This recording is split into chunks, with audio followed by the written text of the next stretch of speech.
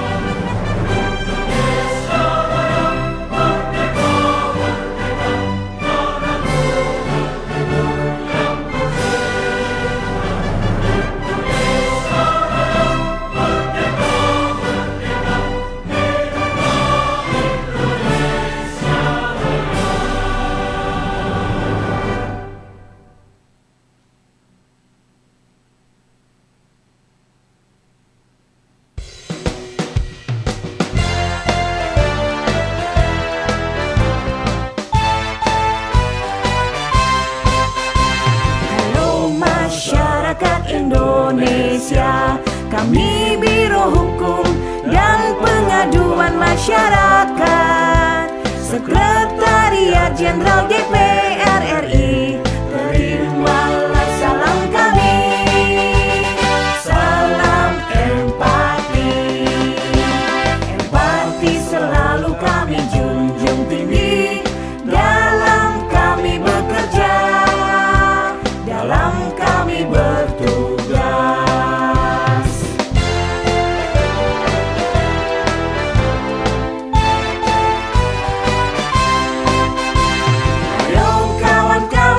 Sukseskan, majukan empati bersama-sama, efektif, manfaat, dan profesional. Mari kita kerja maksimal, amanat, tanggap, dan integritas. Mari kita kerjakan tuntas.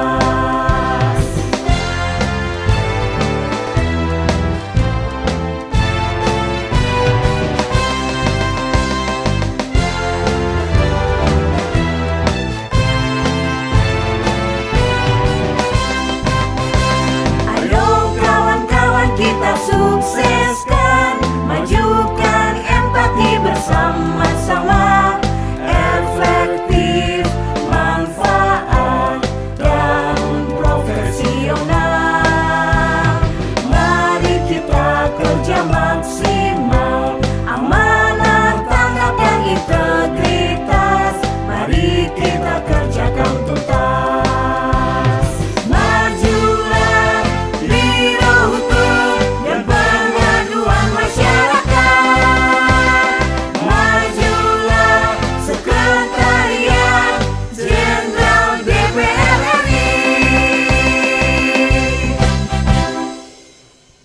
Hadirin silakan duduk kembali.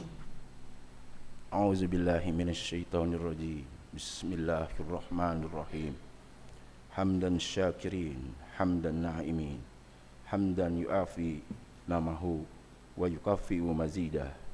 Ya Rabbana lakal hamdu كما ينبغي لجلال وجهك الكريم وعظيم سلطانك. اللهم صل على محمد وعلى آل محمد. ربنا لا تزغ قلوبنا بعد إذ هديتنا وهب لنا من لدنك رحمة إنك أنت الوهاب. اللهم اغفر للمسلمين والمسلمات والمؤمنين والمؤمنات الأحياء منهم والأموات. ربنا آتنا في الدنيا حسنة وفي الآخرة حسنة وقنا عذاب النار. ربنا تقبل دعاءنا إنك سميع الدعاء. Amin ya rabbal alamin. Berikutnya Bapak, Ibu dan hadirin yang kami hormati, laporan Ketua Penyelenggara yang akan disampaikan oleh Kepala Biro Hukum dan Pengaduan Masyarakat, Sekretaris Jenderal DPR RI, Ibu Endang Suryasuti SH MSI. Kami silakan dengan hormat. Bismillahirrahmanirrahim. Assalamualaikum warahmatullahi wabarakatuh. Waalaikumsalam warahmatullahi wabarakatuh. Salam sejahtera bagi kita semua. Yang saya hormati Bapak Haji Agung Budi Santoso SHMM, Ketua PURT DPR RI. Selamat pagi Bapak. Yang saya hormati Bapak Dr. HR Ahmad Dimyati Natakusuma SHMH MSI, Wakil Ketua PURT DPR RI, yang hadir secara virtual selaku pembicara. Yang kami hormati Bapak Dr. Insinyur Indra Iskandar MSI selaku Sekjen DPR RI. Pagi Bapak Sekjen. Yang kami hormati Bapak Brigjen Pol Dr. Andes Dwi Gunawan MM dari Kepolisian Republik Indonesia selaku narasumber. Pagi Pak. Yang kami hormati Bapak Dr. Ali Mukartono SHMH dari Kejaksaan Agung selaku narasumber. Selamat pagi Bapak. Yang kami hormati Bapak Sugianto SHMH dari Mahkamah Agung RI selaku narasumber. Bapak Profesor Dr. Topo Santoso SHMH, Guru Besar Fakultas Hukum UI. Pagi Bapak. Insinyur Irjen Pol Dr. Andes Puji Hartanto Iskandar MM dari Kompolnas selaku pemantik. Selamat pagi Pak Puji. Bapak Dr. Barita Simanjuntak SHMH dari Komisi Kejaksaan RI selaku pemantik. Bapak Aris Sudihar SH Mhum dari Komisi Yudisial RI selaku pemantik. Dan para hadirin yang berbahagia, puji syukur kehadirat Tuhan Yang Maha Esa yang telah memberikan berkat serta rahmat-Nya sehingga pagi ini kita bersama dapat melaksanakan seminar nasional yang diadakan oleh Biro Hukum dan Pengaduan Masyarakat Sekretariat Jenderal DPR RI dengan tema peran DPR dalam menjawab pengaduan masyarakat terhadap penegak hukum di Indonesia, terhadap kinerja penegak hukum di Indonesia. Bapak Ketua PURT dan hadirin yang saya hormati, Dewan Perwakilan Rakyat Republik Indonesia adalah salah satu lembaga negara di dalam sistem ketatanegaraan Indonesia yang merupakan lembaga perwakilan rakyat. DPR terdiri dari anggota partai politik peserta pemilu yang dipilih melalui pemilihan umum. DPR memiliki peran penting dalam pemerintahan, yaitu sebagai lembaga legislatif. Selain itu juga merupakan tempat di mana rakyat seharusnya dapat menyalurkan aspirasi. Ini bermakna bahwa dalam menjalankan fungsi legislasi, pengawasan, dan anggaran, serta peran diplomasi, DPR harus mendapatkan kepercayaan dari rakyat. Kepercayaan ini diperlukan untuk membangun kondisi perwakilan aspirasi yang sehat dan efektif, karena dengan begitu DPR akan mendapatkan penerimaan dan dukungan terhadap produk legislasi serta hasil kerja terkait fungsi anggaran dan pengawasan. Tidak hanya aspirasi saja, pengaduan juga dapat dilakukan oleh masyarakat kepada DPR terkait pada hal-hal atau sesuatu yang dianggap dapat menjadi perhatian serius oleh alat kelengkapan Dewan terhadap tindakan yang dilakukan oleh eksekutif. Biro Hukum dan Pengaduan Masyarakat Sekretariat Jenderal DPR RI sebagai sistem pendukung DPR di bawah Deputi Bidang Administrasi ikut berupaya dalam rangka membantu alat kelengkapan Dewan terkait untuk mendapatkan informasi mengenai aduan atau aspirasi yang masuk ke DPR RI. Karena sebagaimana Persekjen DPR nomor meningkatkan akuntabilitas kinerja baik di lingkungan Sekretariat Jenderal maupun Dewan. Saat ini aplikasi Sidumas telah terintegrasi dengan Sistem Pengelolaan Pengaduan Pelayanan Publik Nasional atau SP4N Lapor, Layanan Aspirasi Pengaduan Online Rakyat. Maksud dari dilakukan inovasi ini adalah dalam rangka memaksimalkan dukungan kepada DPR dalam menerima dan menindaklanjuti aspirasi dan pengaduan masyarakat. Hadirin yang saya hormati, sebagai bentuk dukungan terhadap AKD, Biro Hukum dan Pengaduan Masyarakat telah melakukan tugasnya dengan membuat analisa serta mengirimkan pengaduan yang disampaikan masyarakat kepada alat kelengkapan untuk ditindaklanjuti. Berdasarkan hal tersebut, maka menjadi penting bagi Biro Hukum dan Pengaduan Masyarakat untuk melakukan kegiatan seminar nasional ini yang berhubungan dengan pengaduan masyarakat khususnya pada bidang hukum. Seminar ini diharapkan dapat memberikan sumbangsi saran terhadap berbagai permasalahan perilaku penegak hukum yang diadukan kepada Dewan dan menjadi sorotan masyarakat, serta diharapkan pula dapat menjadi solusi untuk perbaikan penanganan pengaduan masyarakat pada level sistem pendukung. Hal ini dapat dipergunakan dalam penguatan analisis terhadap aspirasi dan pengaduan masyarakat ke DPR. Demikian laporan yang dapat kami sampaikan pada kesempatan ini. Semoga Tuhan Yang Maha Esa senantiasa selalu memberikan rahmat dan petunjuknya dalam pengabdian kita kepada bangsa dan negara. Wassalamualaikum warahmatullahi wabarakatuh. Waalaikumsalam warahmatullahi wabarakatuh. Ibu, Bapak, dan hadirin yang kami hormati, sambutan berikutnya akan disampaikan oleh Sekretaris Jenderal DPR RI kepada Bapak Dr. Insinyur Indra Iskandar MSI. Kami silakan dengan hormat. Terima kasih. Bismillahirrahmanirrahim. Assalamualaikum warahmatullahi wabarakatuh. Waalaikumsalam warahmatullahi wabarakatuh. Selamat pagi, salam damai sejahtera bagi kita semua. Om Swastiastu, Namo Buddhaya, salam kebajikan. Yang saya hormati Ketua BURT DPR RI, Bapak Haji Agung Budi Santoso SH MM, yang kami hormati Wakil Ketua BURT yang mengikuti secara virtual Bapak Dr. HR Ahmad Dimyati Natakusuma, yang kami hormati para narasumber dan juga pemantik. Di sini ada banyak tokoh-tokoh yang hadir. Bapak Brigjen Polisi Dr. Andes Dwi Gunawan, terima kasih Pak atas kehadiran Bapak. Bapak Dr. Ali Mukartono dari Kejaksaan Agung, terima kasih Pak kehadiran Bapak. Bapak Sugianto dari Mahkamah Agung, terima kasih Pak. Bapak Profesor Dr. Topo Santoso, saya kira ini guru besar yang cukup terkenal di UI, di Fakultas Hukum. Terima kasih Pak. Dan juga Bapak Irjen Polisi Puji Hartanto Iskandar, terima kasih Pak, Bapak hadir.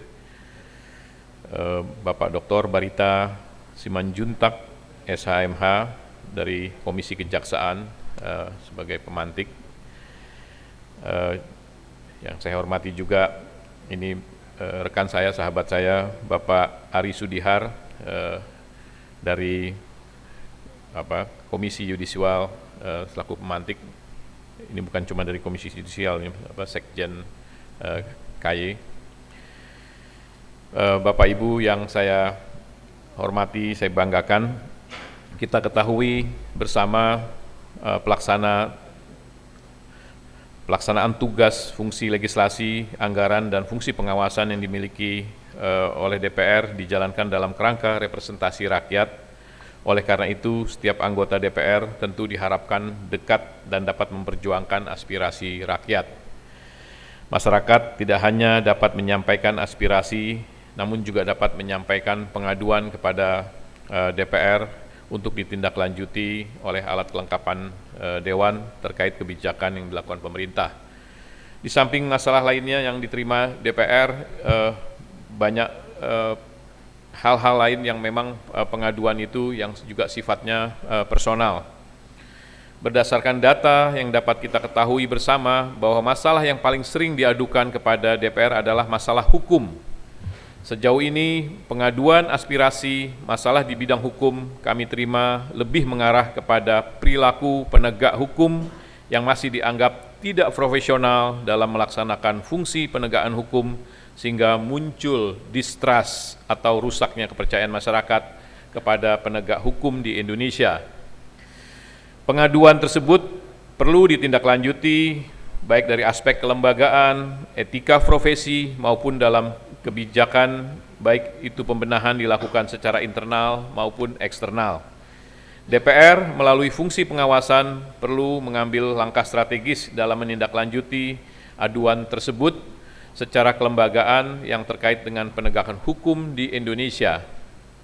Oleh karena itu, melalui kegiatan seminar nasional pagi ini, penting untuk memberikan tambahan wawasan dan pengetahuan kepada jajaran Biro Hukum dan Pengaduan Masyarakat dan masyarakat dalam memberikan analisa normatif yang sesuai dengan bidang masalah yang diadukan oleh masyarakat. Selain itu, kami berharap akan terbangun semangat kolaborasi dari semua pemangku kepentingan dalam menindaklanjuti pengaduan aspirasi masyarakat tersebut.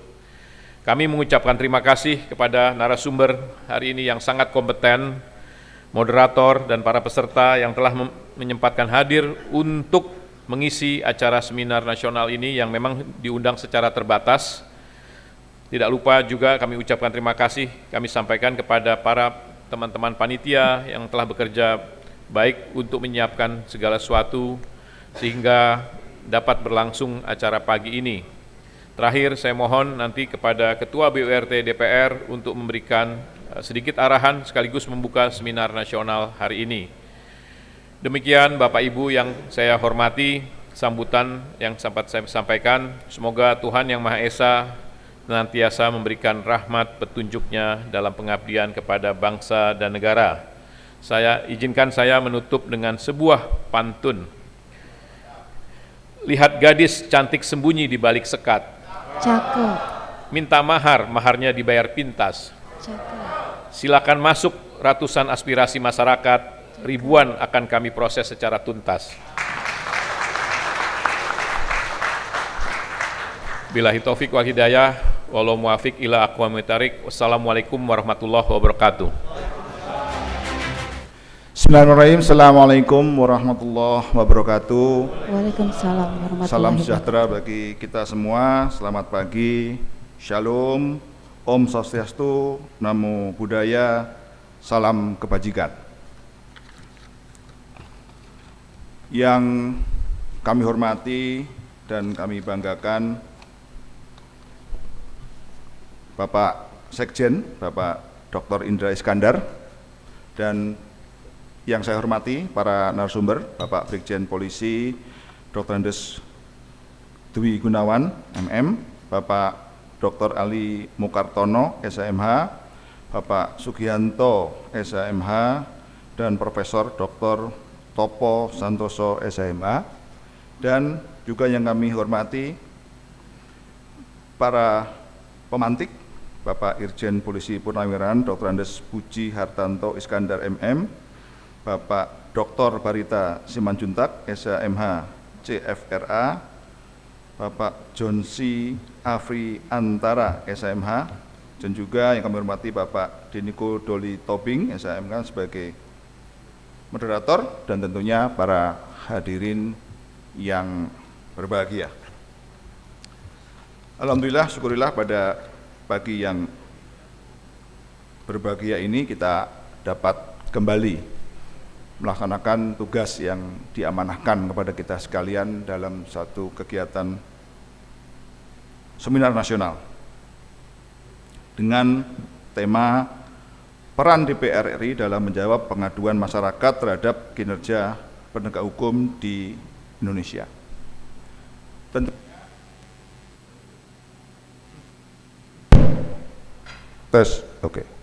Tentunya saya sangat mengapresiasi atas terselenggaranya kegiatan ini dan berharap agar seminar nasional ini dapat meningkatkan efektivitas dan optimalisasi kinerja DPR RI. Jadi Pak Sekjen memang karena mitranya BURT hanya Sekjen, ya, saya tahu persis, saya mengikuti dan memang beliau sudah berupaya ya, bagaimana menciptakan hal-hal baru, berinovasi terhadap keputusan-keputusan atau hasil-hasil daripada DPR untuk lebih baik dan lebih baik lagi ke depan. Dan sebagaimana kita ketahui bahwa Sekjen DPR merupakan sistem pendukung bagi DPR RI dalam melaksanakan fungsi konstitusionalnya. Di sisi lain, anggota DPR sebagai representasi rakyat juga dapat memberikan pelayanan terbaik kepada masyarakat. Baik Bapak Ibu yang berbahagia, demikianlah keynote speech yang bisa saya sampaikan pada acara hari ini, dan saya mohon maaf apabila ada kata-kata kami yang kurang berkenan, sekaligus saya mohon maaf tidak bisa tuntas sampai mengikuti acara ini karena ada kegiatan lain yang sudah ditunggu. Dan sebelum saya menutup sambutan ini, karena tidak pas kalau dibuka dengan pantun, nutupnya enggak dengan pantun. Jadi kita harus pakai pantun lagi. Memetik jeruk ada 5, cuci dulu hingga bersih. Keynote saya memang tidak lama, cukup sekian dan terima kasih. Wabillahi taufiq wal hidayah. Assalamualaikum warahmatullahi wabarakatuh. Dan dengan mengucap Bismillahirrahmanirrahim, seminar nasional dengan tema peran DPR RI dalam menjawab pengaduan masyarakat terhadap kinerja penegak hukum di Indonesia, saya nyatakan dengan resmi dibuka. Ya, dengan atas dibuka secara resmi seminar nasional peran DPR menanggulangi aspirasi dan pengaduan masyarakat terhadap kinerja penegak hukum di Indonesia, Polisi Dr. Andes Dwi Gunawan MM. Silakan ke atas panggung Bapak.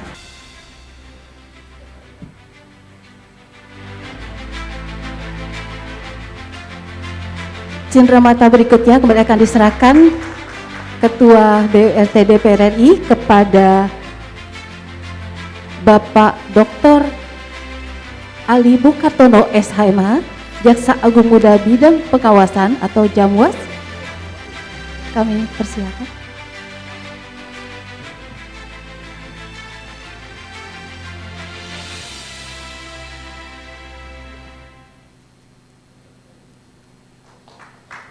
Penyerahan cenderamata berikutnya, mohon berkenan Sekjen DPR RI untuk menyerahkan cenderamata kepada narasumber berikutnya, yaitu Bapak Sugianto SHMH selaku Kepala Badan Pengawas Mahkamah Agung RI, Deputi Bidang Persidangan. Kami silakan.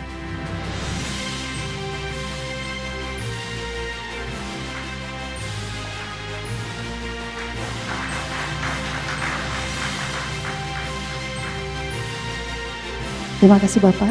Dan berikutnya cenderamata terakhir akan diserahkan oleh Kepala Biro Hukum dan Pengaduan Masyarakat Sekretaris Jenderal DPR RI kepada Bapak Profesor Dr. Topo Santoso SHMH. Kami silakan.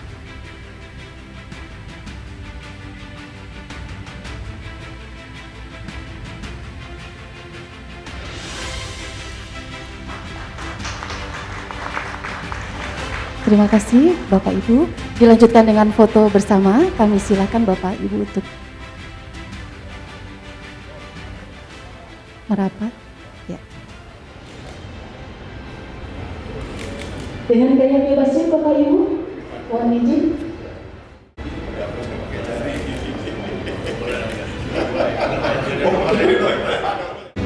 Baik semuanya, 1, 2, 3. Satu kali lagi, 1, 2, 3. Boleh gaya bebas? Dengan gaya bebasnya Bapak Ibu. Tangan di kepala siap. 1, 2. Terima kasih. Sekali lagi. Oke. Terima kasih. Yang saya hormati Bu Endang sebagai Kepala Biro Hukum, para pejabat eselon 2 dan eselon 3, eselon 4, Sekjen DPR RI, teman-teman analis, dan Bapak Ibu sekalian. Selamat datang di acara seminar kita terkait dengan peran DPR RI dalam menindaklanjuti aspirasi dan pengaduan masyarakat terkait kinerja penegak hukum di Indonesia. Persilakan 15 menit Bapak untuk mempresentasikan. Silakan Bapak, waktu dan tempat kami persilakan. Assalamualaikum warahmatullahi wabarakatuh.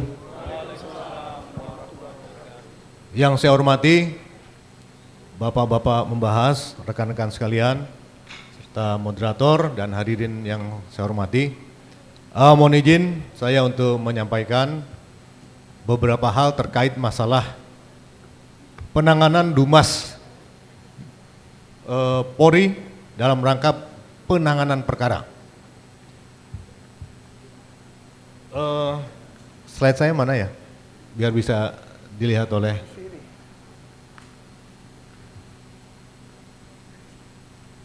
Ya, next. Jadi sekali lagi mohon izin saya sampaikan bahwa tupoksi Itwasum Polri sesuai dengan Perkap nomor 6 tahun 2017, salah satunya adalah penanganan pengaduan masyarakat. Salah satunya. Jadi untuk itu kami datang sini untuk menyampaikan beberapa hal terkait dengan apa yang menjadi pointers dalam penanganan perkara. Lanjut.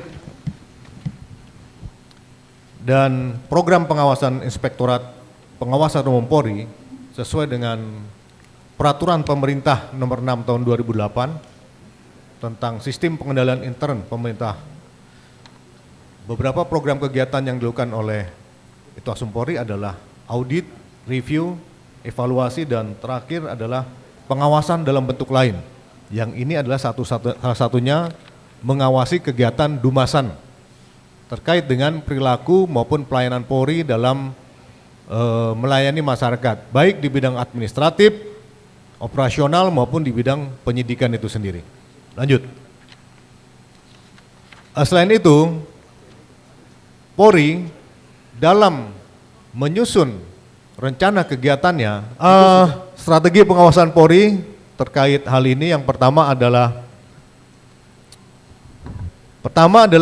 meningkatkan kegiatan preemptif, ya, pencegahan dini terhadap para personil penanganan perkara ini, ya, melalui APP, melalui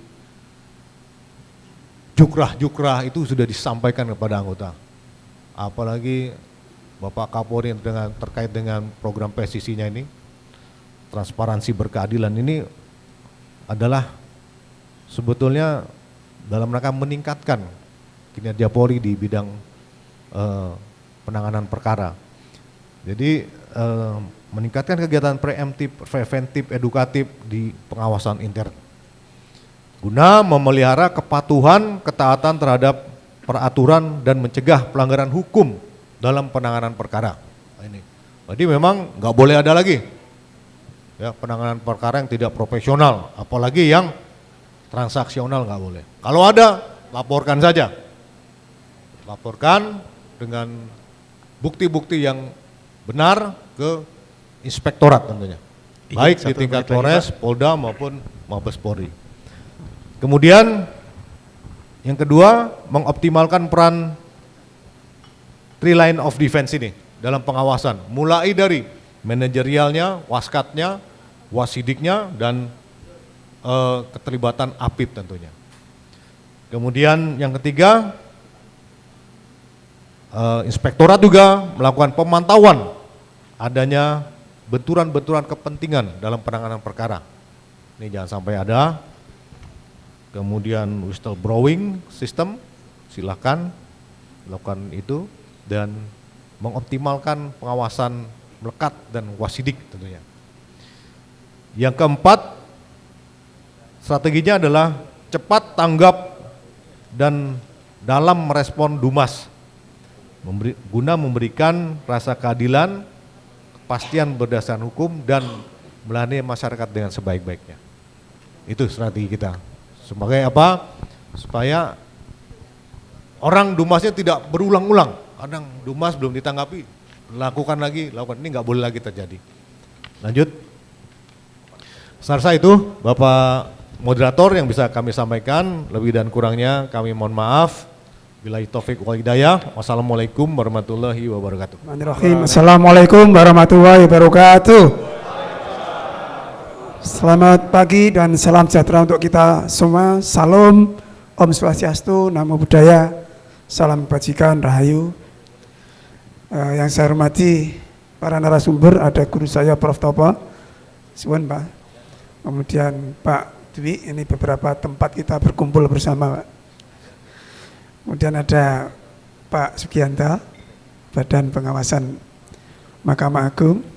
Yang saya hormati para pemantik, ada dari KY, Mas Ari, ada dari Kompolnas, kemudian mitra saya dari Komisi Kejaksaan, Pak Ketua langsung hadir, Pak Barita Simanjuntak, dan Bapak Ibu semuanya yang saya hormati dan saya banggakan. Saya tidak perlu sebutkan satu persatu. Saya mengapresiasi atas undangan ini, kita diberi kesempatan untuk memberikan gambaran apa sih yang dilakukan Jamwas ketika kita mengawasi yang terjadi di Kejaksaan, supaya ini menjadi sekaligus potret atau laporan saya kepada masyarakat. Saya diminta oleh penyelenggara untuk menyajikan sebuah gambaran tentang peran Kejaksaan Agung dalam pengawasan dan antisipasi pelanggaran hukum dalam penanganan perkara. Meskipun di sini disampaikan bahwa ini dalam penanganan perkara soal lebih luas daripada itu, tentang apa itu tugas Jamwas. Tadi disampaikan oleh Bapak Kepala BURT, Pak Agung Budi Santoso, bahwa banyak labdu ke DPR tentang kejaksaan tadi disebutkan ada 8%. Sebetulnya lebih banyak dari itu, belum lagi yang melalui Komisi Kejaksaan juga lumayan banyak. Nah, kita sampaikan angka-angkanya nanti. Lanjut, dari jajaran pengawasan kita terjunkan ke berbagai daerah dalam penanganan perkara yang memungkinkan timbul problematika. Terutama kemarin kita terjunkan dalam program Jaksa Agung dalam menangani perkara terkait dengan tambang yang agak pelik kompleksitas kesulitannya. Antara penanganan APL, Admisi Penal Law, apakah korupsi dan sebagainya, kita lakukan pembimbingan. Yang kedua, kita Pak Jaksa Agung membentuk Satgas 53, ini gabungan dari intelijen dan pengawasan untuk mengawasi kawan-kawan semua. Kenapa kita libatkan intelijen? Ya, karena intelijen yang punya alat sadap. Kita dalam hal tertentu dan sangat-sangat selektif, kita manfaatkan alat sadap untuk deteksi dini, yang kawan-kawan mencoba untuk melakukan penyimbangan. Nah, kemudian kita optimalisasi eksaminasi khusus terhadap perkara-perkara yang menarik perhatian masyarakat. Lanjut, ini penyelesaian labdu, kita sangat intens dengan Pak Ketua, Pak Barita. Penyelesaian labdu kita selalu sinkronisasi. Kemudian kita ke depan, kita tingkatkan fungsinya KKRI ini, bagaimana bisa duduk di dalam majelis kode perilaku jaksa yang sedang kita susun, karena kita mitranya. Kemudian yang lain kita instansi lain kita sampaikan kerjasama dalam rangka meningkatkan peran pengawasan dalam melaksanakan tugas dan fungsi kejaksaan. Demikian secara garis besar yang dapat kami sampaikan. Terima kasih moderator. Kurang lebihnya saya sampaikan maaf. Saya akhiri bila taufiq wal hidayah. Assalamualaikum warahmatullahi wabarakatuh. Waalaikumsalam. Berikan aplaus dulu. Yang terhormat para narasumber, Bapak Brigjen Dwi Gunawan, Bapak Jamwas, Bapak Ali Mukartono, Profesor Topo Santoso, yang terhormat bapak-bapak dari staf pengadilan atau bisa langsung ke Badan Pengawasan atau Mahkamah Agung, ke dalam surat atau melalui surat atau melalui kotak pengaduan. Jadi Bapak Ibu sekalian, bahwa Mahkamah Agung membuka seluas-luasnya untuk para pencari keadilan yang mendapatkan perlakuan tidak adil maupun terhadap pelanggaran-pelanggaran etik perilaku terhadap hakim maupun aparatur pengadilan. Termasuk juga terusan pengaduan dari Ombudsman, dari DPR, ya langsung Bapak Ibu sekalian bisa dimasukkan ke sistem informasi pengawasan.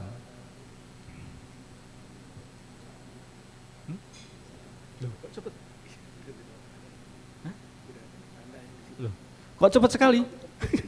Tadi lama-lama yang lain. Ini masih banyak ini. Next, Mbak. Ya. Baik, Bapak Ibu sekalian, alur penanganan pengaduan ini ya. Jadi pengaduan yang masuk dalam Siwas, maka kemudian kami telaah. Ya. Setelah kita telaah, kemudian akan kita dapati. Ya. Yang pertama, pengaduan tersebut ya, memenuhi untuk ditindaklanjuti, sehingga kita akan membentuk tim pemeriksa untuk melakukan pemeriksaan. Apabila pengaduan tersebut ya, tidak memenuhi syarat, maka kita bisa klarifikasi, kemudian kita bisa konfirmasi, sehingga kita cukup. Prof. Topo. Baik, Pak Dim, silakan Pak Dim, apa yang akan disampaikan kami berikan kesempatan kepada Pak Dim. Silakan Pak Dim. Sebelumnya saya mohon maaf ke Pak Bawas ya, Pak Sugiharto.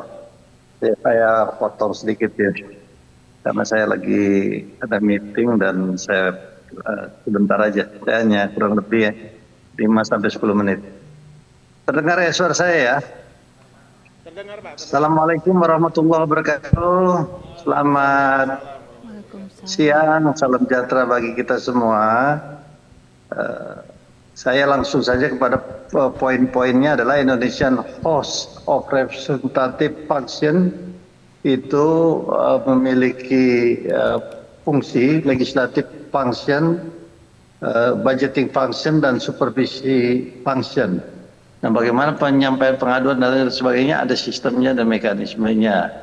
Dan itu beberapa hal yang saya sampaikan, dan mudah-mudahan sekali lagi acara seminar nasional ini bisa bisa terasa bermanfaat nanti, outcome benefitnya untuk kepentingan masyarakat. Kebetulan DPR ini mewakili dari seluruh rakyat Indonesia yang ada di dapil-dapil masing-masing. Nah, ini saya minta kepada semua pihak untuk betul-betul bersinergi dengan baik, terutama dari para penegak hukum, yaitu Pak Polisi, Pak Jaksa, Pak Hakim, kan ada lagunya itu, Pak Hakim dan Pak Jaksa gitu ya, termasuk Pak Polisi ya, dan juga advokat. Ya, kebetulan saya ini Ketua Panja RUU Advokat, Ketua Panja RUU Polri, Ketua Panja RUU Kejaksaan, Ketua Panja RUU Mahkamah Agung,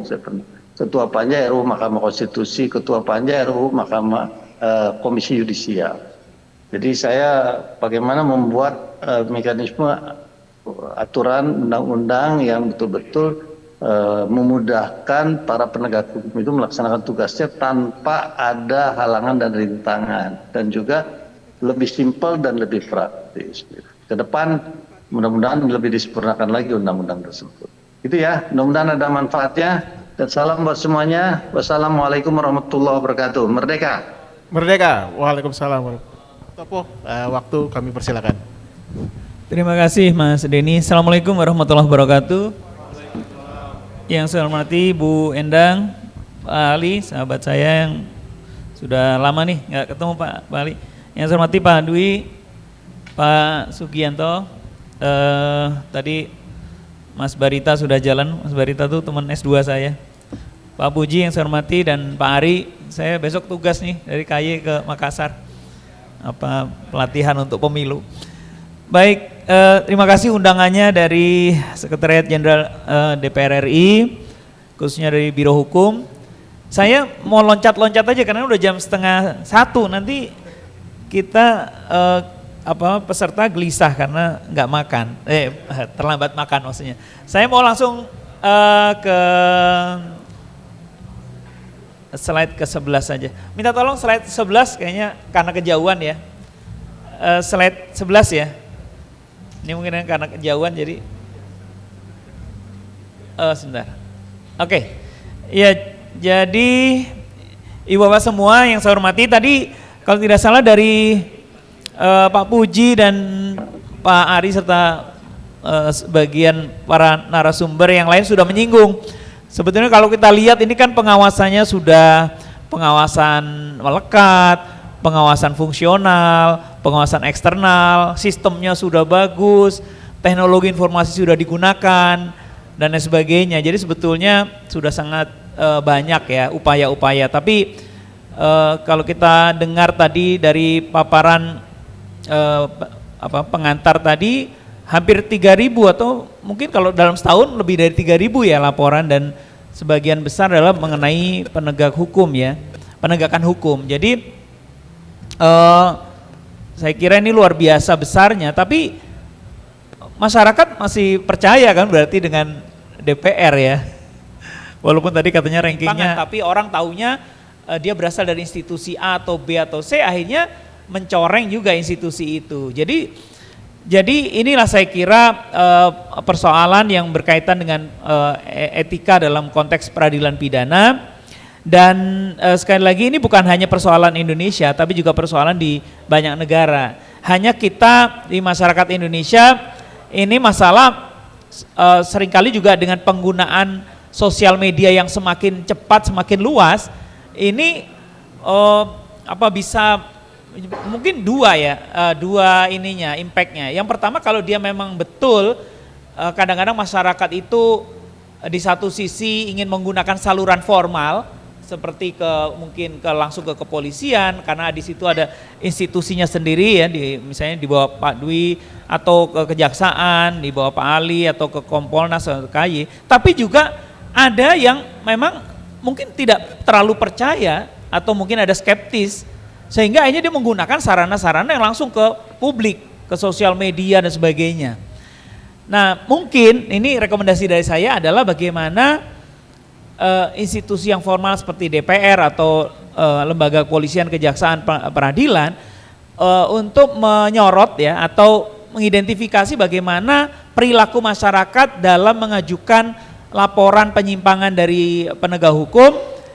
Pilihan-pilihan mereka apakah menggunakan sarana sosial media langsung ke masyarakat atau melalui institusi. Dan kalau misalnya mereka tidak mau atau tidak percaya ke institusi, kenapa faktor-faktornya? Saya kira ini yang perlu diteliti.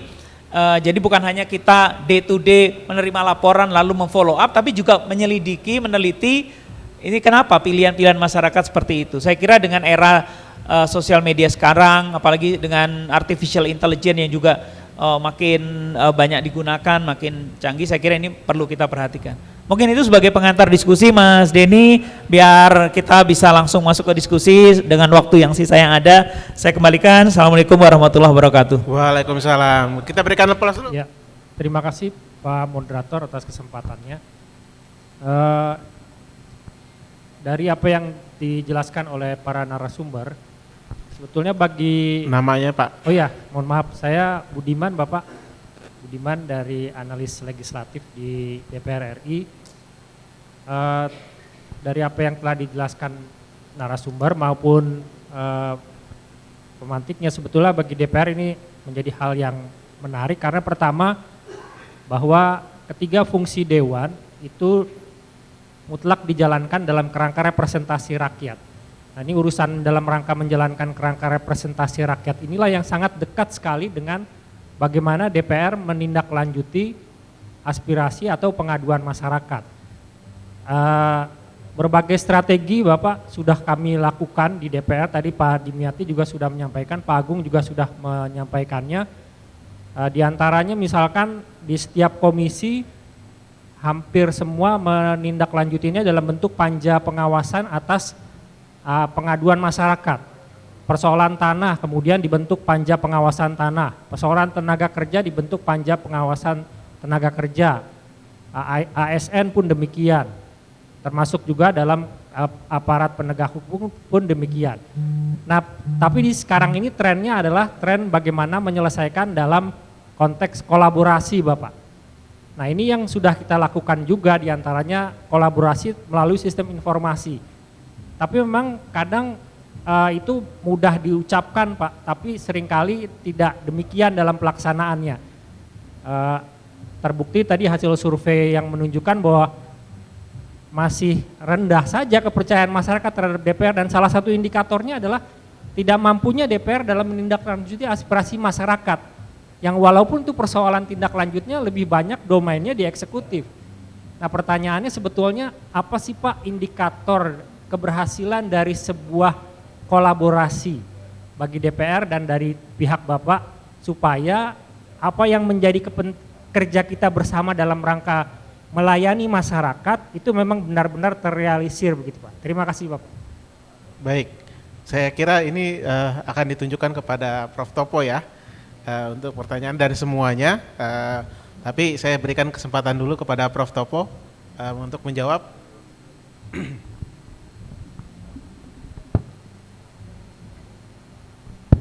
Terima kasih, Pak. Saya sebetulnya belum ini ya, apa perlu melihat data dulu ya. Tadi kan dari ranking kepercayaan publik terhadap macam-macam lembaga itu kan selalu kita cek ya. Tapi apakah betul misalnya faktor utamanya itu karena laporan dari masyarakat yang sekian ribu tadi, 3.000 kurang ya, itu ditindaklanjuti atau tidak ya. Karena apa? Karena persepsi publik ini kan juga dibentuk oleh banyak hal ya, Pak ya. Persepsi publik ini misalnya gini, di DPR itu kan yang paling sering muncul di televisi ya. Jadi tadi Pak Ali cerita ya, kadang-kadang berbagai misalnya statement-statement dari anggota dewan ya, itu juga bisa naikin citra, bisa nurunin citra. Nah, mungkin ya, makanya saya perlu cek dulu Pak, apakah betul faktor utamanya itu karena soal laporan atau bukan karena yang muncul di TV dalam keseharian anggota dewan dalam melakukan komunikasi, dialog dan sebagainya itu, Pak ya.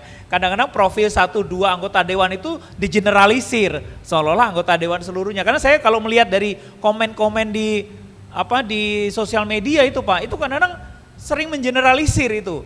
Jadi seolah-olah anggota dewan itu misalnya hal-hal yang negatif gitu, padahal itu mungkin dari beberapa kali tayangan itu adalah. Jadi saya nggak tahu persis ya, karena harus dilihat apakah betul variabel utamanya. Tapi kalau kita melihat indikator keberhasilan, setiap lembaga itu mestinya punya indikator keberhasilan kan, Pak ya. Nah, kalau DPR itu kan fungsinya banyak ya, bukan hanya pengawasan tapi juga legislasi dan sebagainya, sehingga menurut hemat saya indikator itu harus dilihat spesifik, Pak. Jadi tidak bisa keseluruhannya, misalnya indikator keberhasilan fungsi legislasi dewan. Nah, itu kita lihat misalnya berapa banyak yang direncanakan, yang selesai berapa, tapi sekali lagi apakah itu kalau tidak selesai hanya karena DPR, kan DPR juga bermitra dengan pemerintah misalnya. Lalu fungsi pengawasan, kalau itu diterima kemudian dilakukan dengan pihak-pihak yang bermitra, apakah tidak selesainya itu karena kan dewan itu lebih banyak pengawasan misalnya untuk konteks yang laporan tadi, bagaimana eksekutifnya gitu. Jadi sekali lagi soal indikator keberhasilan dan sebagainya harus dilihat spesifik per fungsi DPR itu apa. Jadi saya kira itu Pak, mungkin tanggapan saya, Mas Dedi, makasih. Baik, terima kasih Prof. Mungkin ada tanggapan dari Pak Ali?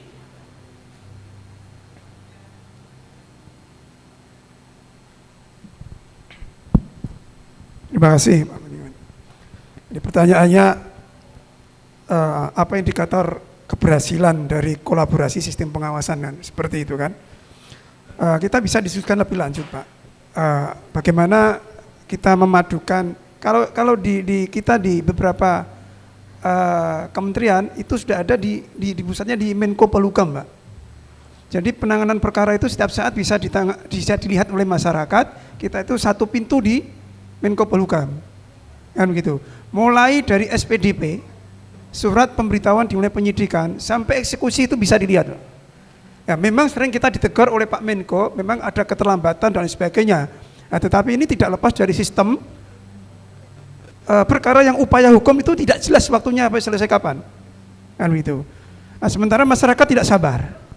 Nah, kita sampaikan bahwa ini masih upaya hukum dan sebagainya. Nah, apakah ke depan kalau khusus penegakan hukum DPR ikut bergabung ke sistem itu sehingga ini bisa nanti kita sempurnakan sistemnya, tapi yang dikelola di Polhukam. Nah, di satu sisi tadi disinggung oleh Pak Ketua BURD bahwa ranking kepercayaan masyarakat terhadap lembaga pemerintah ada di 8 sekitar 9. Kami ini 5 tahun yang lalu 10 besar aja tidak masuk, Pak.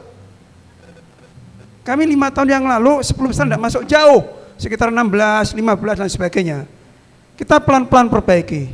Apa sih kekurangan? Apa sih kebutuhan masyarakat? Nah, misalnya kita lahirkan RJ. RJ tadi singgung Prof. Topo tadi juga menimbulkan masalah etika dan lain sebagainya.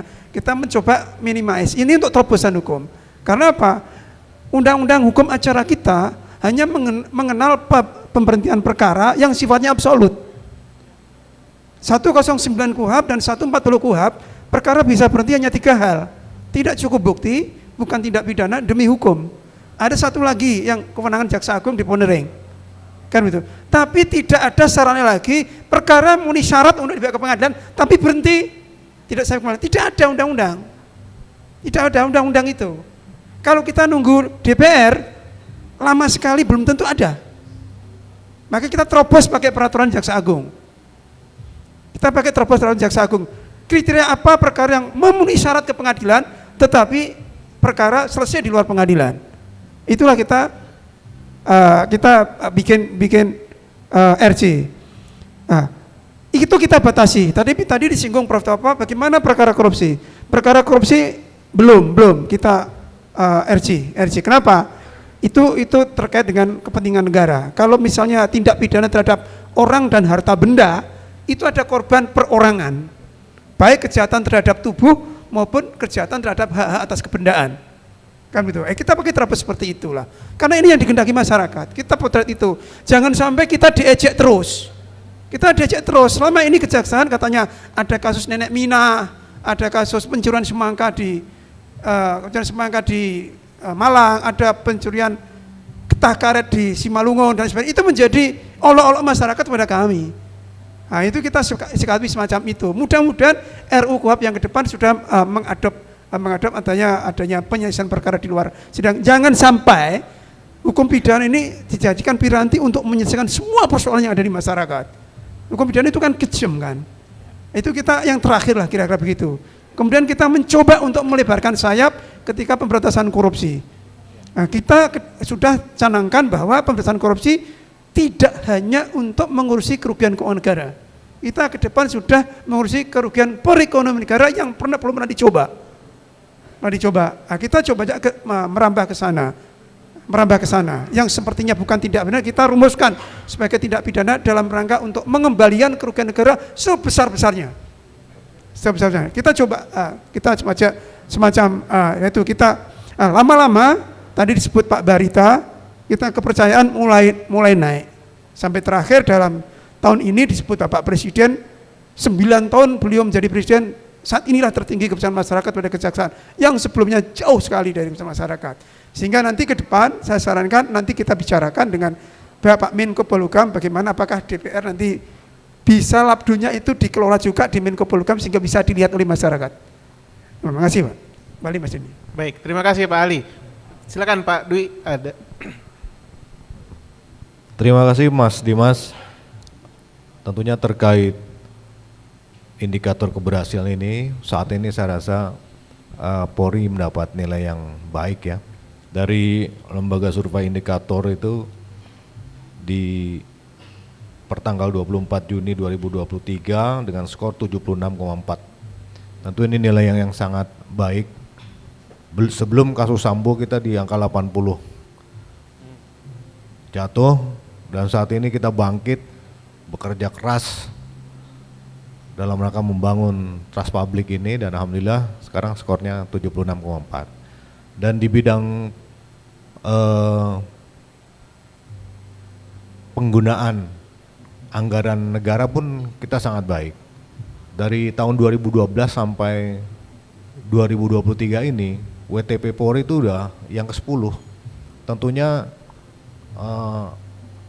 WTP ini kan kita diaudit mulai dari sumber daya manusia, keuangan, logistik, dan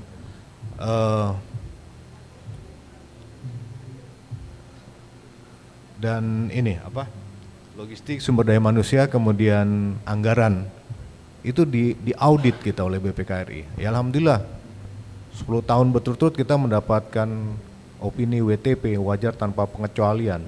Jadi dari segi administratif maupun operasional kita sudah berupaya untuk meningkatkan